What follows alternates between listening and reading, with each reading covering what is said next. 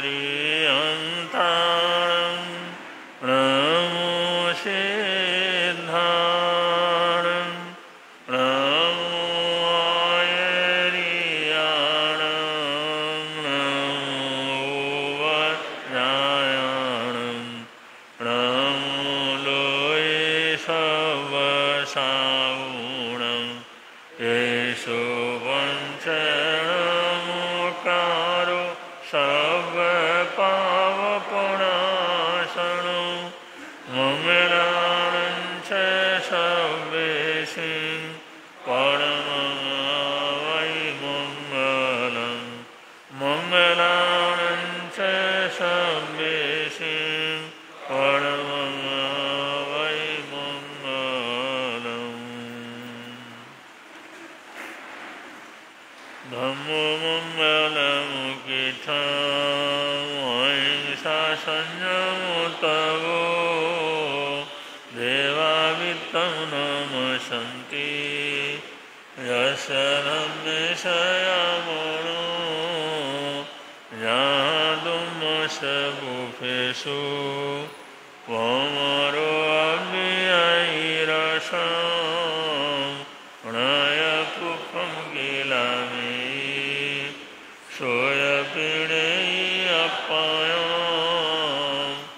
एवै समनमुता येलोये सन्ति साउणो विहङ्गमवगुफेषु गानभक्ति शनिरया वयं च वित्तिं लभ्मो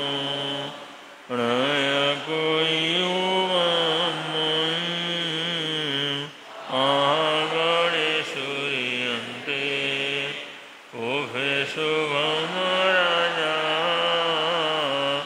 महोगारसमबुद्धा ये भवन्ति अनिशया नरपिण्डरयानन्ता तेन उच्यन्ते साहुणोति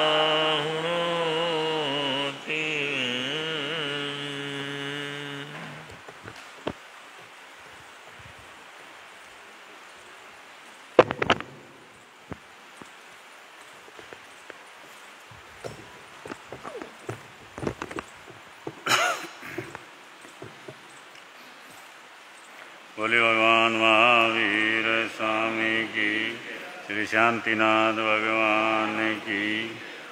नमस्कार तुमको गुरुदेव प्यारे, नमस्कार तुमको गुरुदेव प्यारे, नमस्कार तुमको शासन सितारे, नमस्कार तुमको शासन सितारे, नमस्कार तुमको तपोधन हमारे, नमस्कार तुमको तपोधन हमारे, नमस्कार तुमको सबके सहारे, नमस्कार तुमको सबके सहारे, नमस्कार तुमको माँ जानकी जाया, नमस्कार तुमको माँ जान, नमस्कार तुमको ख्याल सिंह के राया, नमस्कार तुमको ख्याल सिंह के राया, नमस्कार तुमको भीष्म पिता कहाए, नमस्कार तुमको भीष्म पिता कहाए, नमस्कार तुमको राजऋषि सहाय, नमस्कार तुमको राजऋषि, नमस्कार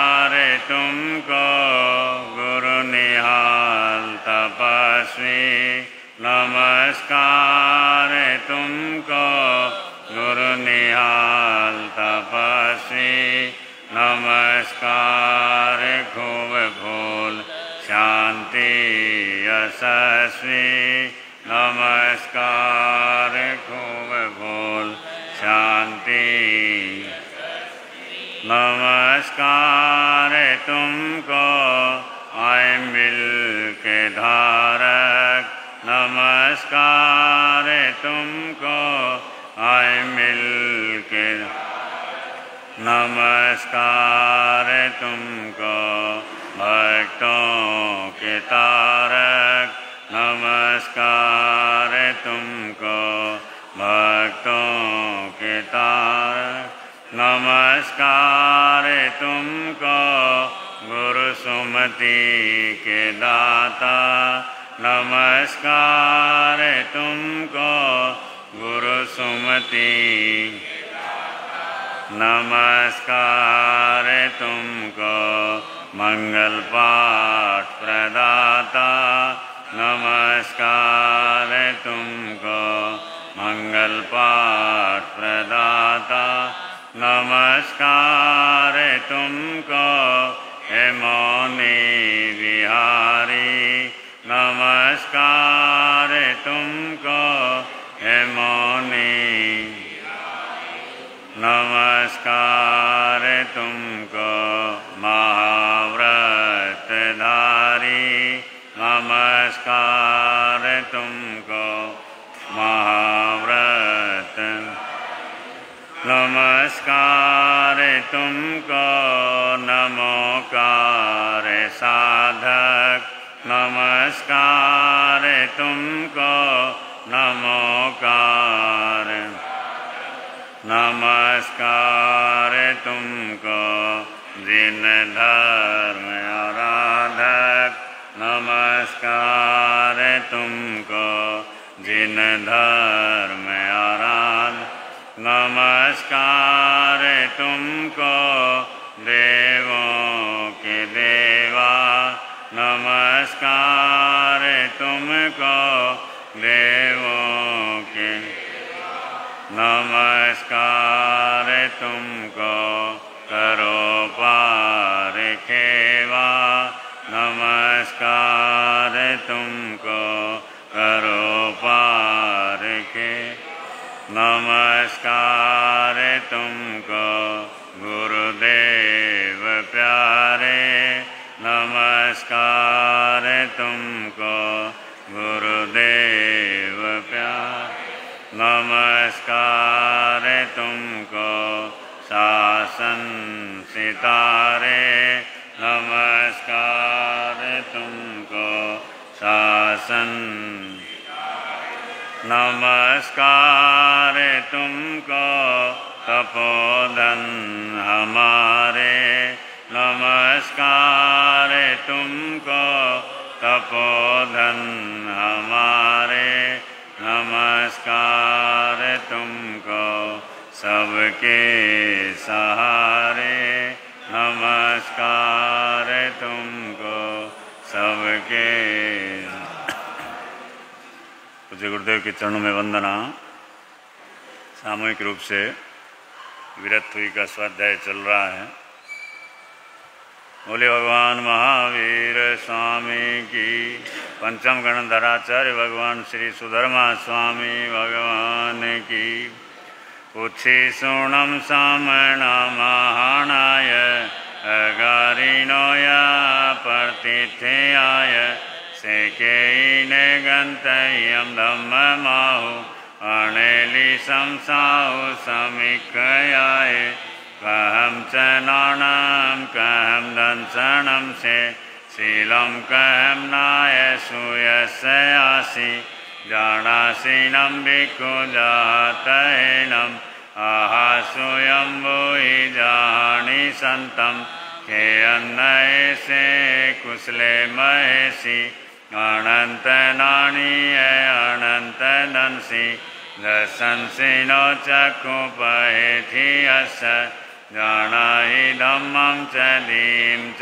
पेहि ऊढं मह्यं तिर्यं दिशासु कसाय जेता वर्जेय पाणा से निच निचे समीकपन्ने दिव्येव धम्मं संयमोदाहु से संवेदंसी अभिभूयनानि निरामे गन्धे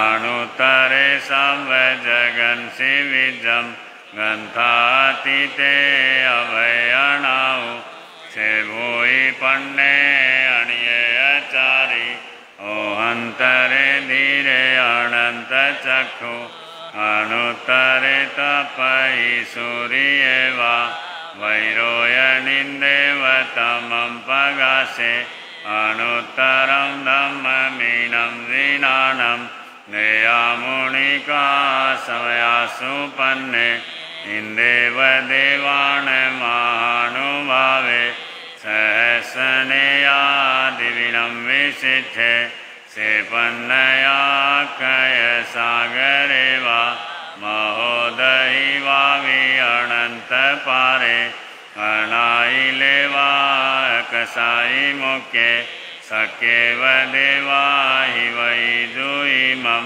से वीर्यणां परिपूर्ण वीर्य सुदंसने वा नगसवसेठे सुरालये वासि मुदागरे से वीरायने गुणो स्वयं सहस्राण उजोयनानं तिकण्डगे पण्डग विजयन्ते से जोयने नवनवै सहसे उद्धूषितो एठ सहस्रमेघम् उठे नवे चिठयि भूमिवर्त्ये जं सूर्यानुपरिवर्तयन्ति क्षेमवन्ने बहुनन्दनेय जं सिम्रयि वेदयन्ति महिन्दा से पवये सदमःप्रगासे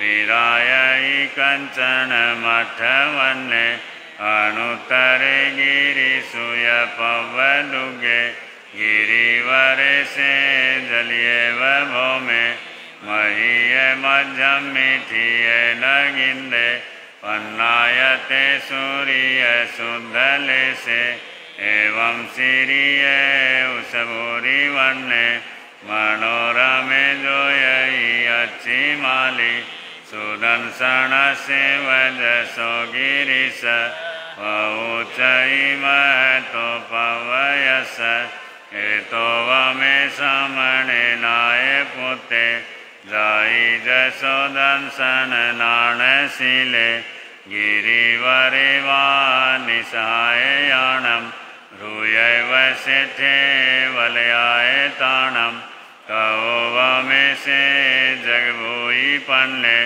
मुनिन मध्ये तमुदाहु पन्ने अनुत्तरं धम्ममुहिरहिता हरं ध्यानवरं धियायिं सुसुखसुखम् अपगण्डसुखं सङ्खिन्दुये गन्तवदातसुखम् अनुत्तरगं परमं महेशि अशेषकमं सविशोहयिता सिद्धिं गते सायिमनन्तपते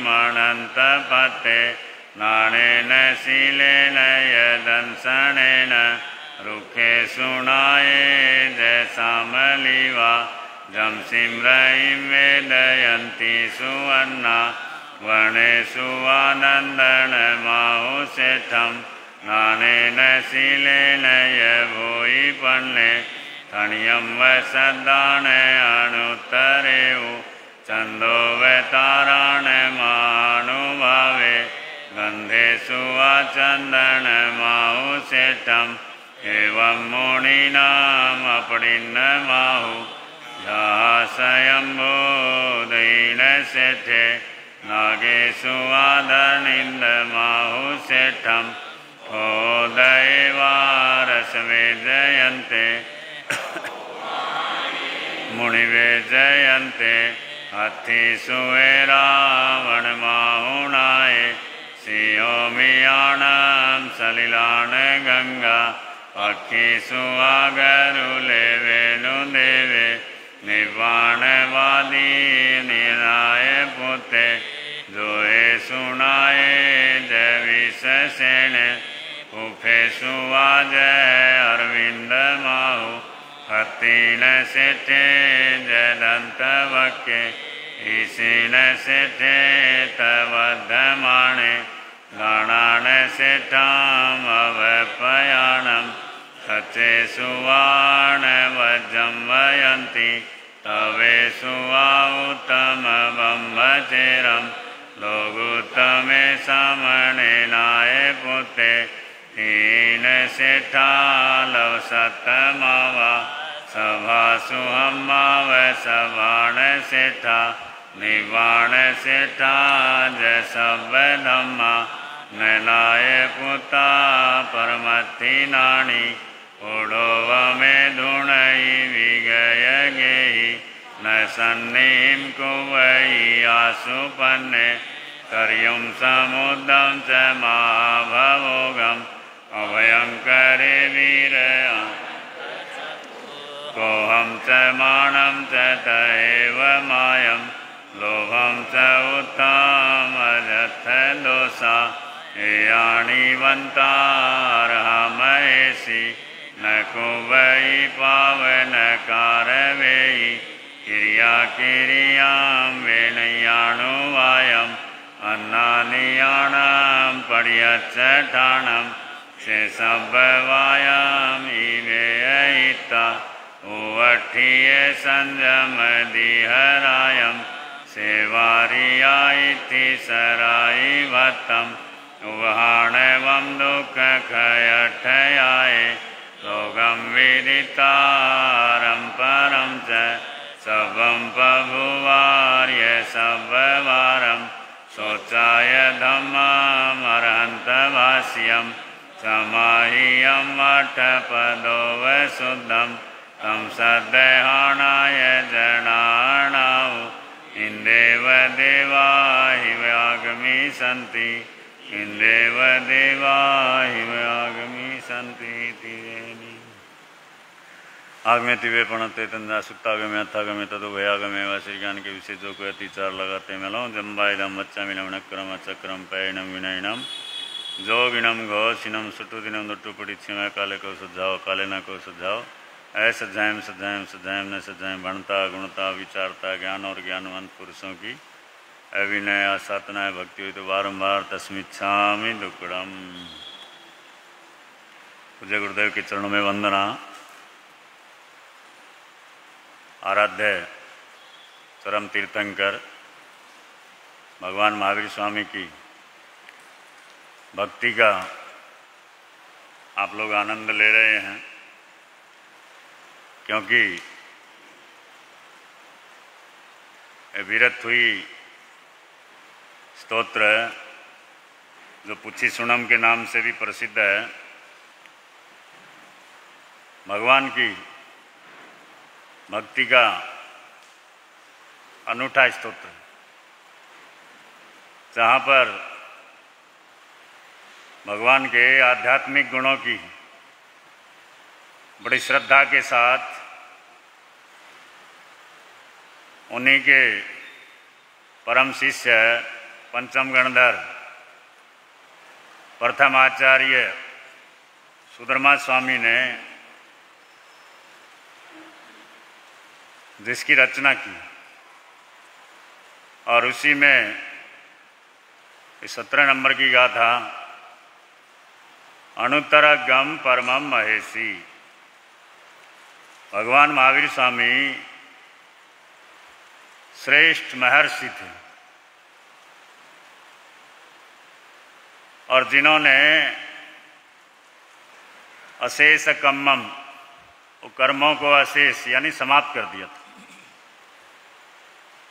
विशोहिता यानी उनका विशोधन करके उन कर्मों से जो मुक्त हो गए थे, अपनी साधना से जिन्होंने कर्मों को समाप्त कर दिया था और सिद्धिम गए, सिद्धि गति को जिन्होंने सिद्ध गति को प्राप्त की। और साई अनंत पते वो सिद्ध गति कैसी है, यहाँ पर बताया सादी अनंत। शादी यानी जिसकी शुरुआत हो, अनादि यानी जिसकी शुरुआत का कोई काल माप नहीं, और अनंत यानी जिसका कोई अंत नहीं।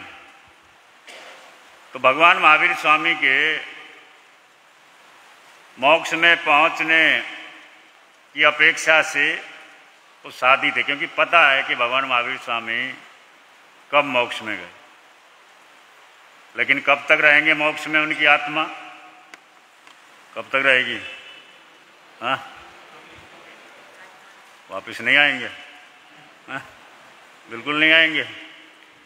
हाँ, सिद्ध अवस्था में जो चला जाता है वो लौट करके नहीं आता, इसलिए यहाँ पर कहा अनंत, यानी वो सिद्ध अवस्था ऐसी है जहाँ पर आत्मा एक बार चली जाती है, फिर अनंत, अनंत यानी हमेशा के लिए, सदा सर्वदा के लिए वो आत्मा वहीं पर रहती है, क्योंकि वहाँ आत्मा जाती है, शरीर नहीं जाता है। क्या जाती है? आत्मा जाती है, शरीर का कोई काम नहीं। और उस सिद्ध गति को प्राप्त किया, कर्मों का अंत किया, श्रेष्ठ महर्षि बने, किसके द्वारा? नानेन शीलेन या दंशनेन, यानी ज्ञान, दर्शन और चरित्र के द्वारा वो इन अवस्थाओं तक पहुँचे। इन अवस्थाओं में पहुँचने का जो माध्यम है वो ज्ञान, दर्शन, चरित्र है। बहुत बार आप लोग सुनते रहते हैं, संत महात्मा बोलते रहते हैं, और यहाँ पर इस स्तुति में भी जगह जगह पर ज्ञान, दर्शन, चरित्र का विवरण आया है, वर्णन आया है, क्योंकि ज्ञान और चारित्र के बिना आत्मा का विकास संभव नहीं है। और ज्ञान भी कैसा हो? सम्यक। कैसा हो? सम्यक। सांसारिक ज्ञान की तो आज कोई कमी नहीं है। इतने साधन अपनी बुद्धि के द्वारा व्यक्ति ने जुटा लिए, नए नए शोध कर लिए हैं, इतनी सुविधाएं, इतने साधन बढ़ा लिए हैं, वो किसके द्वारा? एक तरह ज्ञानी होगी, लेकिन जब तक उसके साथ सम्यक तो नहीं जुड़ता, वो ज्ञान कर्म बढ़ाने का ही कारण बताता है। और कुछ महापुरुष तो साफ कहते हैं कि आज ये जितने भी साधन हैं, ज़्यादातर सब पाप बढ़ाने के साधन हैं। क्या है? जितनी सुविधाएं बढ़ी हैं उतना ही कर्म बंधन बढ़ता जा रहा है, क्योंकि व्यक्ति सुविधावादी है। लेकिन हमारा जो धर्म है या परंपरा है वो सुविधावादी नहीं है, त्याग की परंपरा है, संयम की परंपरा है। तो ज्ञान और चरित्र की यहाँ पर चर्चा की गई कि सम्यक ज्ञान और सम्यक आचरण होता है, तभी जाकर के मुक्ति की प्राप्ति होती है। आचार्य उमा स्वामी का तो बहुत प्रसिद्ध पहला सूत्र है, तत्वार सूत्र जो है, तत्वार सूत्र, वो भी बड़ा प्रसिद्ध सूत्र है, जो दिगंबर, श्वेतांबर दोनों मान्यताओं में बड़े श्रद्धा भक्ति से पढ़ा जाता है। उसमें बड़ा विवरण है, और वो उसमें आचार्य ने सबसे पहला जो सूत्र दिया वो यही दिया कि सम्यक दर्शन ज्ञान चरित्राणि मोक्ष मार्ग। और सिर्फ ज्ञान हो तो भी काम नहीं चलता। पूज्य गुरुदेव श्रमण संघ के 20वें पिता में राजऋषि सुमति प्रकाश जी महाराज साहब एक कहानी सुनाते थे। एक सेठ के यहाँ चोर घुस गया। सेठ के यहाँ चोर किसके यहाँ आता है? सेठ के यहीं तो आएगा, जिसके पास कुछ होएगा नहीं तो चोर वहाँ भी क्या करने जाएगा? उसने अपनी बेइज्जती थोड़ा ही करानी है ना, उसकी भी तो इज्जत है। इज्जत तो सबकी होती है, चोर हुआ तो क्या हुआ। तो सेठ के यहाँ चोर घुस गया। अब घर में संयोग से सेठ और सेठानी, संयोग से सेठ और सेठानी, और आजकल तो ज्यादातर यही हो गया है ना। घर में कौन रहता है? सेठ और सेठानी, या बोलचाल की भाषा में बोलते बूढ़ा बूढ़ी, है ना। बच्चे तो कहाँ हैं? हाँ, कोई बाहर है, कोई अमेरिका है, कोई यूएसए है, कोई कहाँ है ना। और शान से बताते हैं लोग कि भी बेटा वहाँ है, बेटी वहाँ है ना। बताते हैं ना, बड़े गौरव से, शान से बताते हैं। और वैसे परिवार होता किसके लिए है? परिवार तो किसके साथ? साथ में रहने के लिए तो होता है भाई, एक दूसरे के सुख दुख में सहयोगी हों, एक दूसरे के सुख दुख में काम आए। लेकिन आज कल्चर एकदम चेंज हो गया है। हम कितना भी बोल लें, लेकिन आज का जो माहौल है एकदम बदल गया है। माता पिता भी वही चाहते हैं और बच्चे भी वही चाहते हैं, सब एक दूसरे से स्वतंत्रता, आजादी चाहते हैं। तो वहां पर भी वो सेठ और सेठानी, अब चोर घुस गया, थोड़ा खड़का हुआ, आवाज हुई और दोनों की नींद खुल गई। अब सेठानी उस सेठ को बोल दिया, अरे जाग रहे हो? उन्होंने कहा जाग रहा हूं।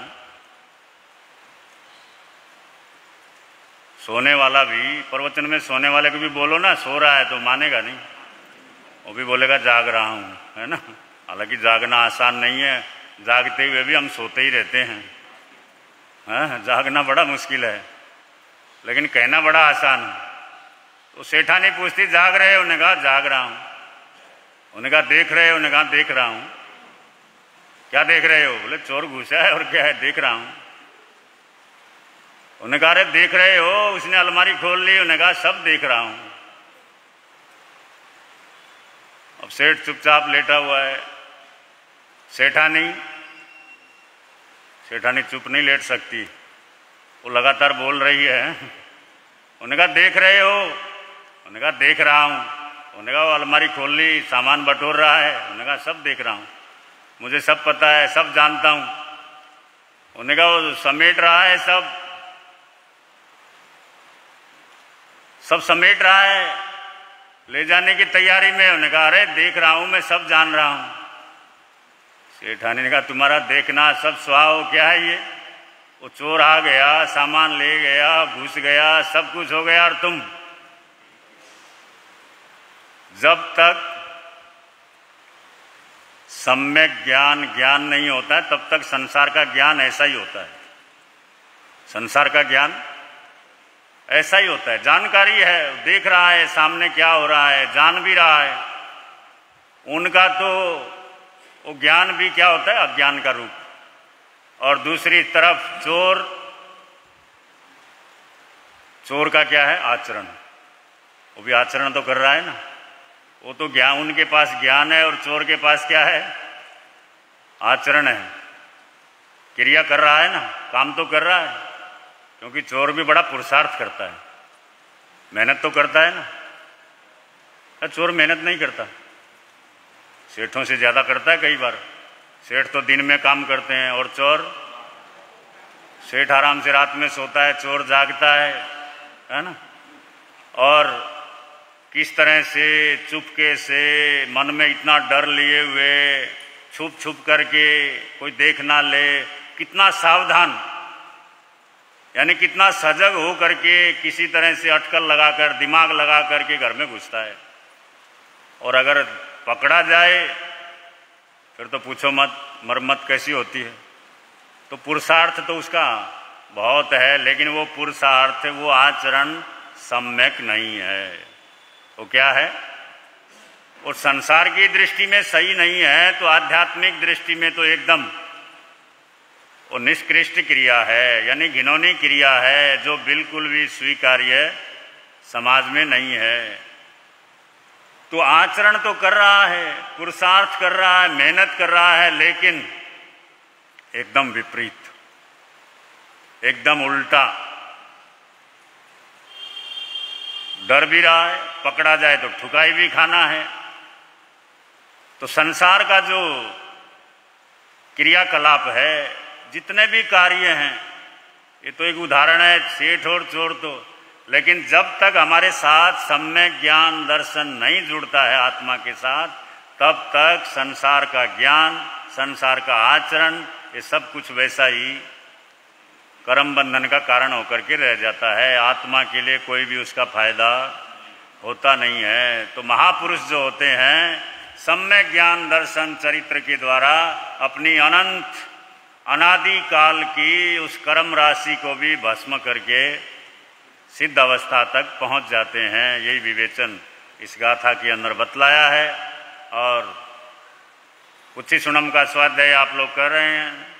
कुछ मंडलों से मैंने जिस मंडल से भी बात की, सबने कहा कि भाई एक दिन सब प्रवचन में आए, और ज़्यादातर सब ने स्वीकृति दे दी।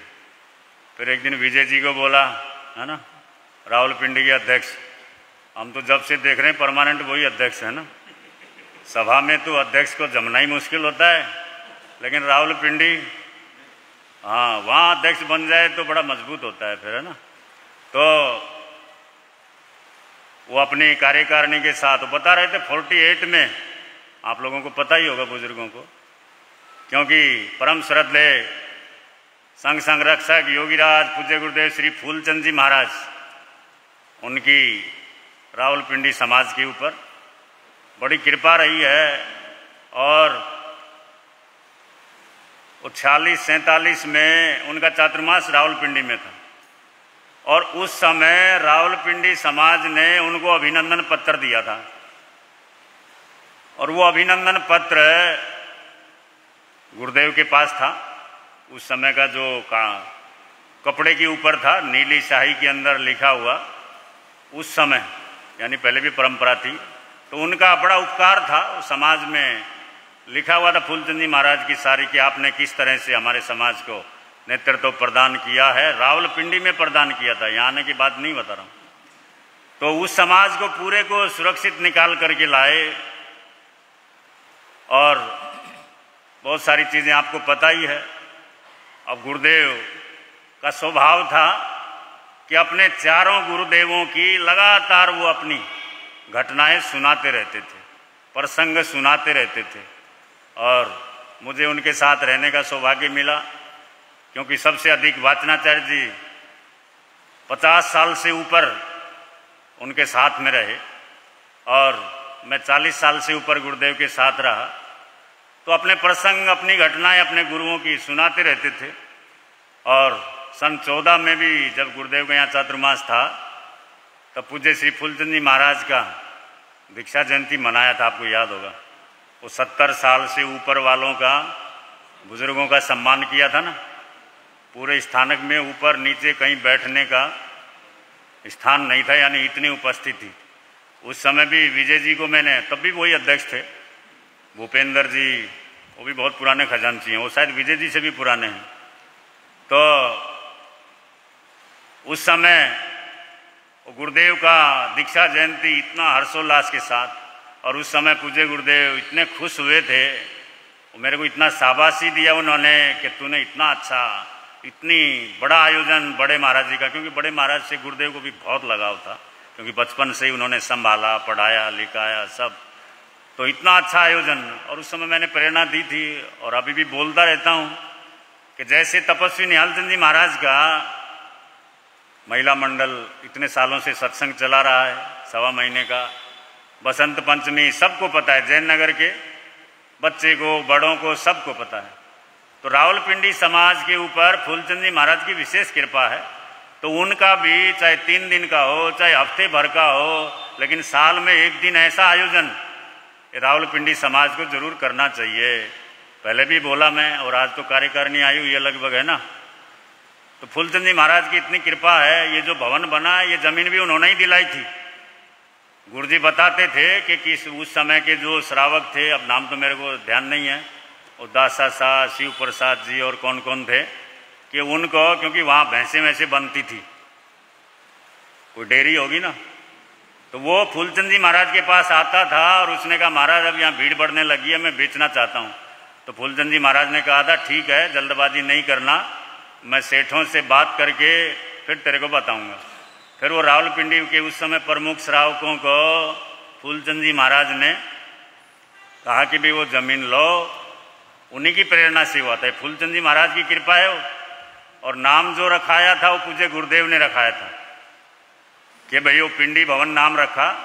और गोरखनाथ जी चाचा जी जिनको सब बोलते थे, शायद वो अध्यक्ष रहे बीच में या उस समय थे, तो हम कहाँ थे दक्षिण में, तो गुरुदेव ने उनको बोला था कि पिंडी भवन रख रहे हो लेकिन फूलचंद जी महाराज का नाम वहाँ जरूर लगाना। अब ये कई लोग बोलते रहते ना महाराज को हिस्ट्री पता है, अब हिस्ट्री गुरु जी के चरणों में रहा तो पता ही होगी, गुरुदेव सुनाते रहते थे।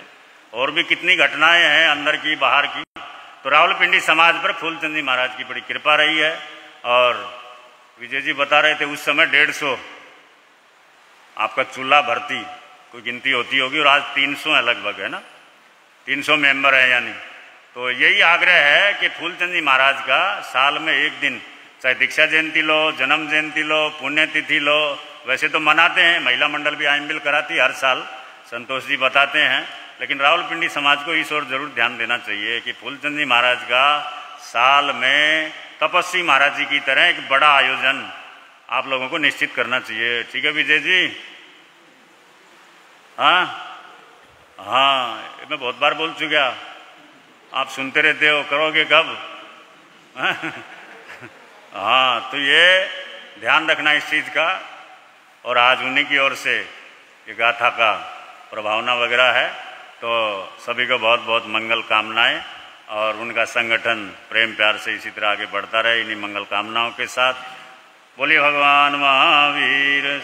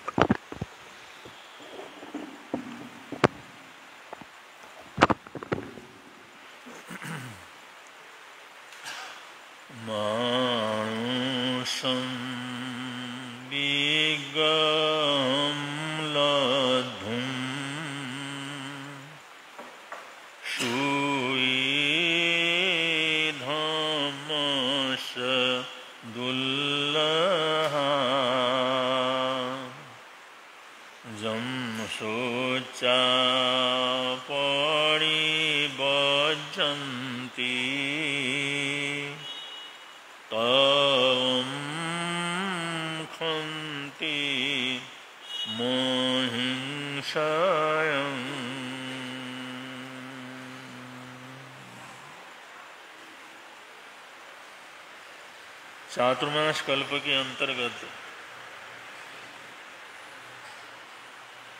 अभी 16 श्राद्ध पितृपक्ष का प्रसंग चल रहा है। इसका वास्तव में महत्व क्या है? बड़े बुजुर्गों का आदर सम्मान सत्कार करना, आशीर्वाद लेना कितना आवश्यक है। और पितरों के सम्मान में उनके जिंदे रहते हुए उनकी सेवा करना, उनका आशीर्वाद लेना, ये कितना सौभाग्य को बढ़ाने वाला होता है। ये सब प्रसंग इसी पितृपक्ष के अंतर्गत आप लोगों ने सुना। और धार्मिक विरासत के अंतर्गत जो आचार्यों का हमारे धर्म परंपरा में कितना महत्व है, ये सब आचार परंपरा को सुनाते हुए आप लोगों के समक्ष रख रहे हैं। और एक एक आचार्य का जीवन, उनके जीवन की महिमा, उनके जीवन का वर्णन अपने आप में बड़ा अद्भुत है। और ये प्रसंग समय समय पर हमारे को सुनाना और उनको याद रखना भी परम आवश्यक है। तो पितृपक्ष तो करीबन खत्म हो गया है, क्योंकि कल का दिन रह गया है। आज 29 तारीख, कल 30, परसों 1 और 2 तारीख को नवरात्र प्रारंभ हो जाते हैं। पितृपक्ष के तो 2 ही दिन शेष रह गए हैं और 2 तारीख को अमावस्या है। और अमावस्या का मतलब पक्षी का दिवस है। तो जितने भी श्रावक श्राविकाओं ने चाहे 1 व्रत धारण किया हो श्रावक का, चाहे 2 किया हो, चाहे 3 या 4 किया हुआ हो, जिन्होंने भी श्रावक के व्रत धारण किए हैं उनको पक्षी का प्रतिक्रमण करना अनिवार्य रहता है, आवश्यक रहता है। बहुत बड़ी मजबूरी हो तो श्रावक श्राविकाएं उस समय न हो तो अपने घर में उससे पहले या रात को कर लेते हैं, लेकिन जहाँ तक संभावना हो तो आपस के अंदर मिल करके सामूहिक रूप से धर्म स्थान में थानक के अंदर करने की परिपाटी है, जिससे आपस के अंदर मिलना हो और सामूहिक रूप से प्रतिक्रमण की आराधना साधना हो। ये बहुत आवश्यक होता है। इसलिए पक्षी के प्रतिक्रमण का विशेष रूप से सब लोगों ने ध्यान रखना है। प्रसंग चल रहा है आचार्य सम्राट प्रधानाचार्य पूज्य सोहनलाल जी महाराज साहब का, और कितना व्यवस्थित और प्रसिद्ध उनका जीवन था। 22 वर्ष की उम्र में उनकी सगाई हुई और अपने समय के बड़े प्रसिद्ध व्यापारी थे। परोपकार साधर्मी सेवा उनकी कितनी थी, आप लोगों ने उनके प्रसंगों से सुना। अपार लोकप्रियता थी और उनकी सगाई होना ये दोनों पक्षों के लिए, पूरे सियालकोट के लिए, सियालकोट के आसपास के लिए बहुत बड़ी एक घटना थी। सभी लोग चाहते थे ऐसे यशस्वी हों, परोपकारी हों, सबके आदर्श हों, और वो खुशी सबकी खुशी थी। उनकी सगाई हुई और उनके परम मित्र थे कुछ लोग, जैसे शिवदयाल जी, दुलोराय जी, गणपत राय जी, गोविंद राय जी, दांत कटी रोटी कहते हैं, ऐसे मित्र थे वो। और इन लोगों ने बड़ा परिश्रम करके खूब अपने पसंद के लिए, सोहनलाल जी की होने वाली पत्नी के लिए तरह तरह के गहने तैयार किए। परिवार में अपरंपार खुशी थी और ये तैयारी चरम सीमा के ऊपर पहुंच रही थी। उस समय शेराजी महाराज साहब का उस इलाके के अंदर जाना हुआ। जिस समय सोहनलाल जी को पता लगा कि यहाँ से कुछ किलोमीटर आगे, 30-35 किलोमीटर आगे महासती शेराजी महाराज साहब पनारे हुए हैं, तो उन्होंने सोचा इतना कठिन रास्ता पार करके महापुरुष आते हैं तो उनकी सेवा का और उनके दर्शनों का लाभ जरूर लेना चाहिए। अपने सियालकोट से निकल करके वो शेराजी महाराज साहब के पास पधारे। प्रवचन शुरू हो चुका था। गए, सामायिक के कपड़े वगैरह बदले। सबने कहा भाई सोहनलाल जी आप आगे बैठो।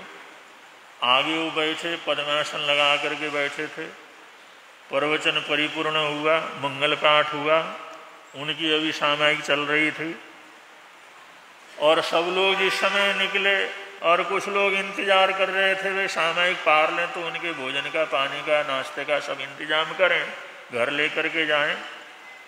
शेराजी महाराज साहब बैठे हुए थे और सोहनलाल जी को कहा, सोहन आज मेरे मन के अंदर एक बात आ रही है और कभी सोचती हूँ मैं कह दूं और कभी सोचती हूँ क्या कहना। तो मैं असमंजस में, मुझे कुछ समझ में नहीं आ रहा, कहा भी नहीं जाता और रहा भी नहीं जाता। तो सोहनलाल जी ने कहा, गुरु माता जो भी आपने कहना हो, जो आपने कहना हो कहिए, क्योंकि आपके तो हम भक्त हैं, हमारा खानदान से ही आपके चरणों में हमारा आना जाना है, और आप हमारे को नहीं कहेंगे तो किसको कहेंगे। एक तो भक्तों का, परिवारों का अपना विशेष संबंध भी तो होता है। जैसे हमारा श्री हीरालाल जी, कमलाबाई सावद्रा का परिवार बम्बई के अंदर आए हुए हैं, अभी राजेश जी, पार्श सावद्रा आए हुए हैं। ये परिवार इतना घनिष्ठ है, जब से गुरुदेव का सबसे पहले संपर्क हुआ तब से लेकर के आज तक इस परिवार की इतनी घनिष्ठता है जैसे हमारा खून का संबंध, जन्मजात परिचय। हमेशा कहीं पर भी रहे, किसी भी स्थिति के अंदर रहे, जाना, संभालना, ध्यान रखना। तो कभी कभी परिवार इतने अच्छी तरह से जुड़े होते हैं, उनके लिए बहुत कुछ कहा भी जाता है, अगले सुनते भी हैं। तो बंधुओं, जिस समय हम दक्षिण भारत से आ रहे थे और आते आते ये उड़ीसा, उसके किनारे, समुद्र के किनारे के अंदर से हमने निकल रहे थे, उस समय मेरे मन के अंदर विचार आया, कमलाबाई सावद्रा बीमार हैं, क्या हाल है, चलो पूछ लेते हैं। सेवक को कहा तो फोन लगा करके पूछ ले। जिस समय पूछा तो बीमार तो थे ही, लेकिन ऐसा नहीं था अभी कुछ होना है। लेकिन जिस समय सूचना आई, गुरुदेव सारे परिवार के लोग यहाँ पर इकट्ठे हैं और माता जी कहते हैं भाई मेरे को संथारा करा दो, और आपका फोन आने पर उनकी भावना बन गई, गुरुदेव का फोन आया है, उनकी सूचना आई है, मेरे को संथारा करा दो। तो मैंने कहा भाई संथारे की बात है, आप लोग सारे हैं तो थोड़ा सोच विचार कर लो, गुरुजी पीछे हैं और आ जाएंगे, थोड़ा सोच लेते हैं, विचार कर लेते हैं। मैं खेत के बीच में पेड़ के नीचे गया, वहाँ पर रुका, गुरु महाराज जी वगैरह सब वहाँ पर आए, वहाँ पर बैठे। कमलाबाई की तबीयत ठीक नहीं है और वो संथारे के लिए बोल रहे हैं। तब तक इन्होंने सारी तैयारी कर ली, भाई स्थिति ऐसी है, उनकी संथारा करा देते हैं। ओस में बातचीत हुई, हमारी खुद बातचीत हुई, और उन्होंने कहा गुरुदेव सब परिवार है और सारा मैंने जो कुछ लेना देना करना है सब कर लिया है, आप संथारे का पचकान दे दो। परिवार वालों से सबसे पूछा, नमकार मंत्र का जाप वहीं से करवाया और इनकी आज्ञा लेकर के उनको संथारे का पाठ दिया। और संथारा का पाठ देने के बाद गुरुदेव ने संथारा वगैरह वहाँ से रास्ते से ही करवाया, हम बहुत दूरी पर थे। अब जिस समय संथारा शुरू हो गया, संथारा उनका चला, जाप वगैरह चला, उस समय इन परिवार वालों ने पूछा कि अब तो आपने संथारा ले लिया,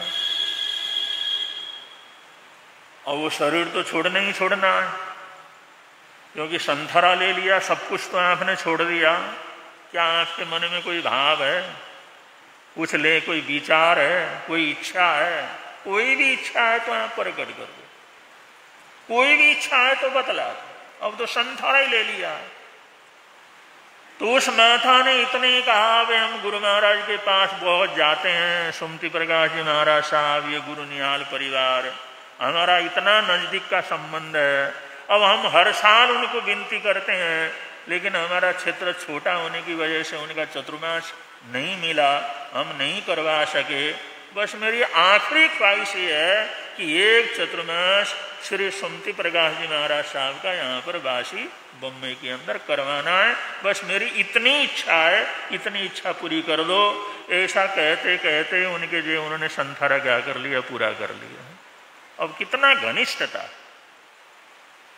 कितना अपनापन है, कितना घनिष्ठता है। आखिर घर है, परिवार है, पोरे पोतियां हैं, लंबा चौड़ा सब जो है, लेन देन सब कुछ है, लेकिन आखिरी समय के अंदर ही वही धर्म ध्यान की भावना कि हम चाहते थे गुरुदेव का चतुर्मास हो, धर्म ध्यान करें, लेकिन छोटा क्षेत्र, श्रावक कम, और उस हिसाब से चतुर्मास हो नहीं सका। हर साल तो हम भावना गाते थे, बस एक ही तमन्ना है उनका, चतुर्मास तुम क्या करना, करा लेना। इसी बात के ऊपर हीरालाल जी ने पूरे बरादरी को जोड़ा, और देखो कमलाबाई की आखिरी इच्छा थी वो पूरा करना है, इसलिए सुमति प्रकाश जी महाराज साहब का चतुर्मास हमने जरूर करवाना है।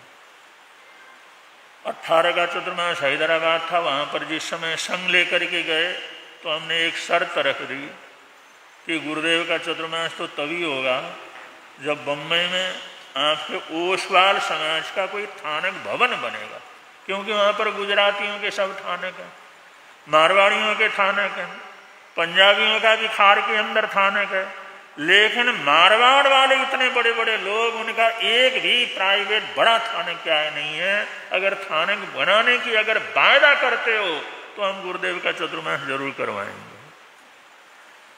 बंधु, आखिरी समय के अंदर उस माता ने जो भाव रखे थे, गुरुदेव कुछ भी होगा आपकी सब भावना शर्त पूरी करेंगे, लेकिन आप चतुर्मास क्या करो कर लो।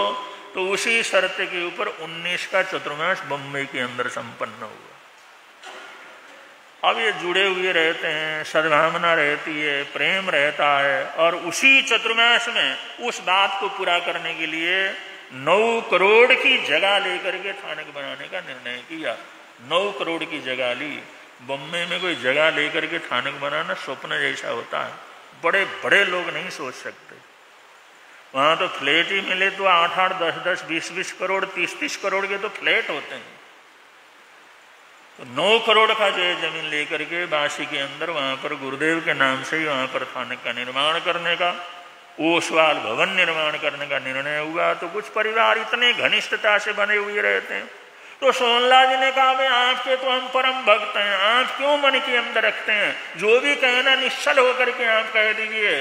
तो शेराजी महाराज साहब ने कहा, सोहना तुम्हारा पैर मैंने देखा, मेरी नजर तुम्हारे पैर के ऊपर पड़ी, तुम पद्मासन लगा करके बैठे हुए थे, तुम्हारे दोनों पैरों के ऊपर मेरी नजर गई, तुम्हारे पैर में जो रेखा है ना, मेरे ज्योतिष ज्ञान के अनुसार ऐसा रेखा वाला व्यक्ति चक्रवर्ती बनना चाहिए। जिसके पैर में ऐसी ऊर्ध्व रेखा हो वो व्यक्ति चक्रवर्ती बनता है। लेकिन मुझे समझ में नहीं आता कि इस जमाने के अंदर चक्रवर्ती कहां से आएगा। वो तो जितने होने थे हो गए। मेरे समझ में नहीं आ रहा, अब ऐसी रेखा तुम्हारे हाथ पैरों के अंदर है, वो चक्रवर्ती बनना चाहिए, लेकिन उस हिसाब से कोई चक्रवर्ती का योग तो है नहीं। लेकिन फिर मैं इस निर्णय के ऊपर पहुंची, अगर तुम किसी तरह से दीक्षा लो, अगर धर्म के मार्ग के ऊपर चलो, तो दुनिया का चक्रवर्ती तो नहीं, धर्म चक्रवर्ती जरूर क्या करोगे, बनोगे।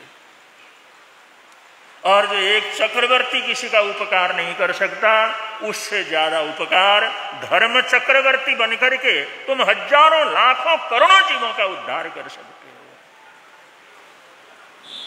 बंधु, महासती जी ने क्या बात कही, सोहनलाल जी ने सुना।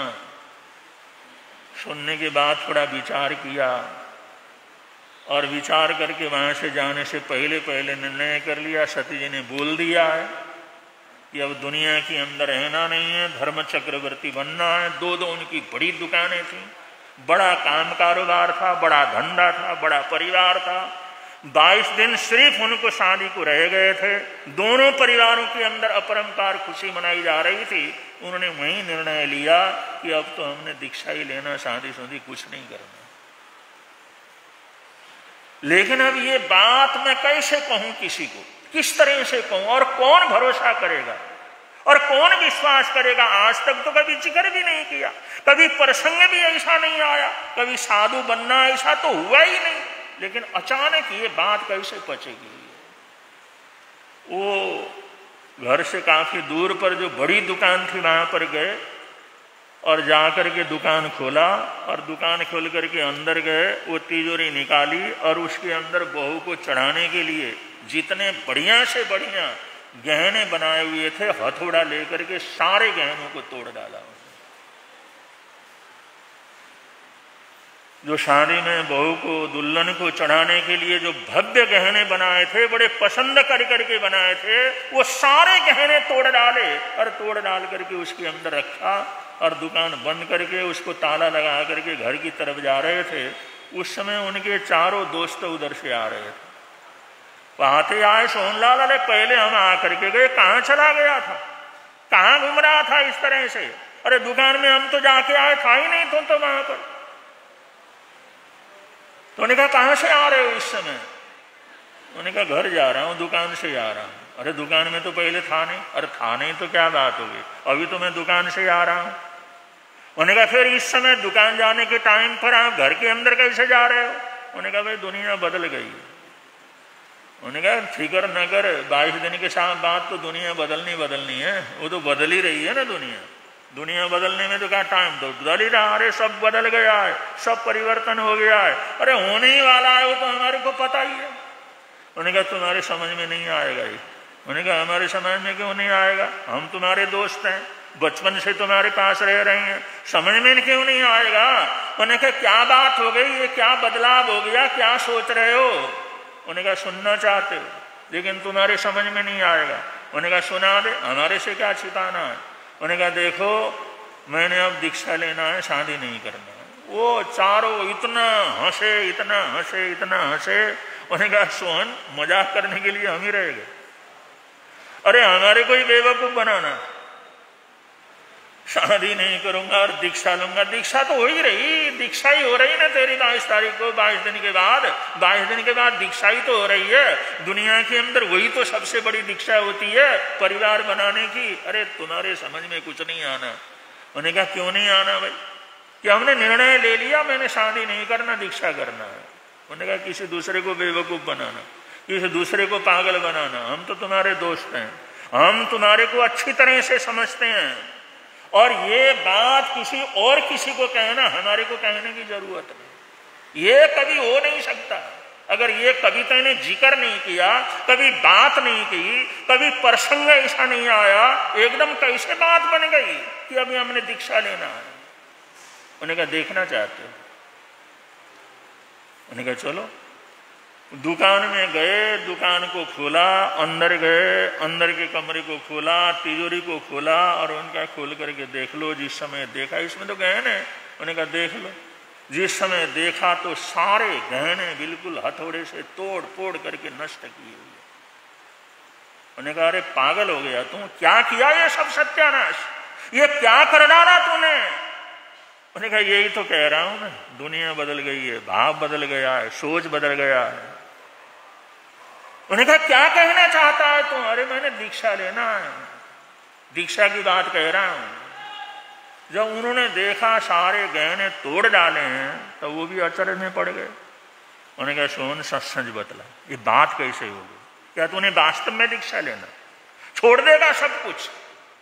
उन्होंने कहा अभी तुम्हारे को भरोसा नहीं हुआ, सारे गहने मैंने तोड़ डाले, ये सब तेरे को बतलाया, अब भी तुम्हारे को भरोसा नहीं हुआ कि मैंने तो निर्णय ले लिया दीक्षा लेना। उन चारों ने वहीं पर प्रतिज्ञा की, सोहनलाल अगर तू दीक्षा लेगा तो हम चारों के चारों भी तेरे साथ दीक्षा ले लेंगे। उन्होंने कहा देखो बोलना बड़ा आसान होता है, करना बड़ा कठिन होता है। अरे दुनिया में कुछ भी हो जाए, तेरे साथ रहे हैं, अगर तूने दीक्षा लिया तो हमने भी तेरे साथ दीक्षा लेनी है। उन चारों ने भी उसी दुकान में बैठे बैठे उन लोगों ने उन्हीं गहनों का कसम खा करके दीक्षा लेने की प्रतिज्ञा क्या कर ली, दूर आई। ऐसे थे सोहनलाल जी महाराज साहब। जब इस बात का पता लगा, इतना अफरा तफरी मची, इतना अफरा तफरी मची और इतने रगड़े झगड़े हुए, इतना समझाना बुझाना हुआ, इतना आयतोला मिला हुआ। उनको दीक्षा की आज्ञा लेने में, परिवार को तैयार करने में पूरे 5 वर्ष लगे और 27 वर्ष की उम्र में उन्होंने परिवार की आज्ञा लेकर के दीक्षा धारण करके अपने सभी दोस्तों के साथ। ऐसे त्यागी थे, ऐसे बैरागी थे, ऐसे महापुरुष थे आचार्य सोहनलाल जी महाराज साहब, जिनको प्रधानाचार्य कह करके पुकारा जाता है।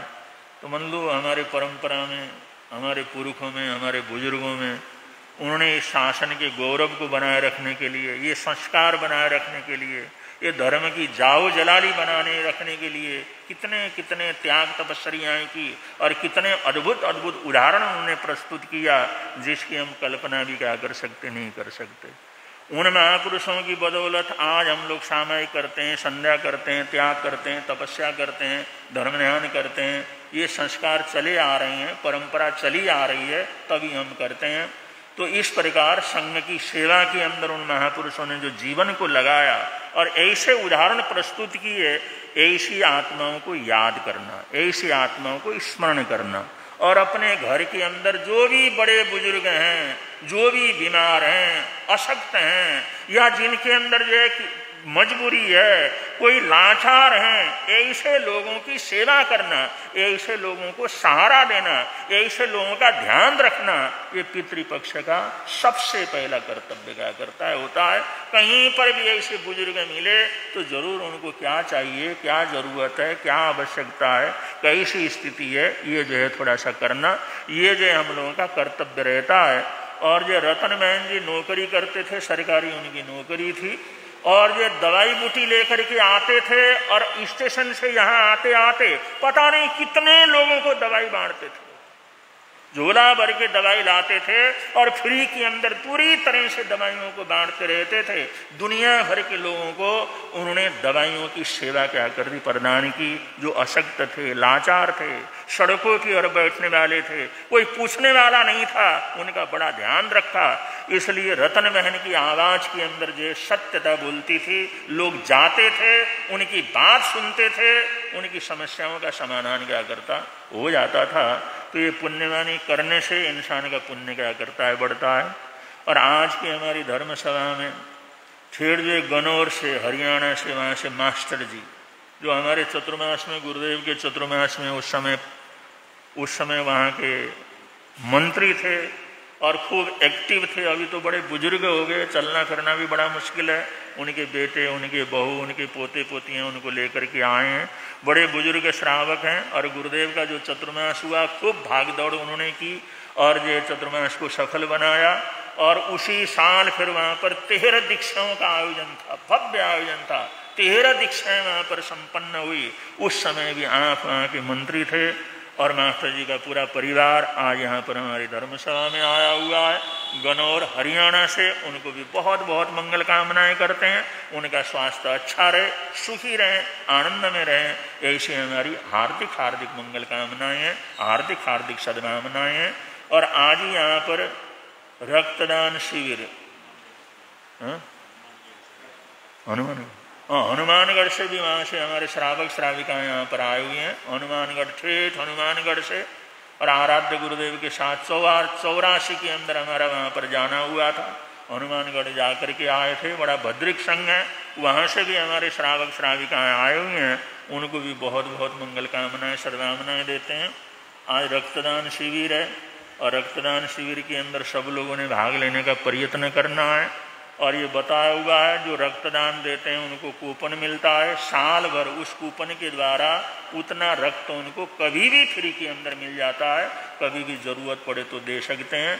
और डॉक्टर ने एक दूसरी बात कही है कि हमारे शरीर के अंदर रक्त बनता रहता है, जो मशीनरी चलती हैं रक्त बनता रहता है, लेकिन जो है जो रक्तदान करते हैं उसके बाद रक्त बनने की जो स्पीड होती है वो बहुत तेज क्या कर जाती हो जाती है, क्योंकि ज़रूरत होती है तभी उसका प्रोडक्शन होता है। तो वो तो सीमित रूप से बनता रहता है, लेकिन अगर रक्तदान कर लेते हैं तो उसके बाद बड़ी द्रुत गति से जो है वो मिशनरी एक्टिव होती है और नया रक्त क्या करता है, बनता है। क्योंकि पहले ज़माने के अंदर क्या करते थे, कोई बीमार हो गया तो खून निकाल करके बाहर कर देते थे, कोई पुराना खून निकाल दो, नया खून बनेगा तो स्वास्थ्य हो जाएगा। ये पाश्चात्य जगत के अंदर बहुत बड़ी इलाज का तरीका था, बीमार हुआ तो उसको रक्त निकाल देना। तो ये डॉक्टरों ने बतलाया हुआ है कि अगर रक्तदान करते हैं तो कमजोरी वगैरह नहीं होती, तकलीफ नहीं होती, और रक्त का बनने का जो स्पीड बहुत अधिक होता है, इसलिए रक्तदान करने में कोई किसी प्रकार का नुकसान नहीं है। इसलिए बड़े प्रेम से उस सहयोग के अंदर आप लोग भाग ले सकते हैं। इन्हीं मंगल कामनाओं के साथ आज जिन भाई बहनों का एकासना वगैरह हो तो खड़े होकर के एकासने का पक्ष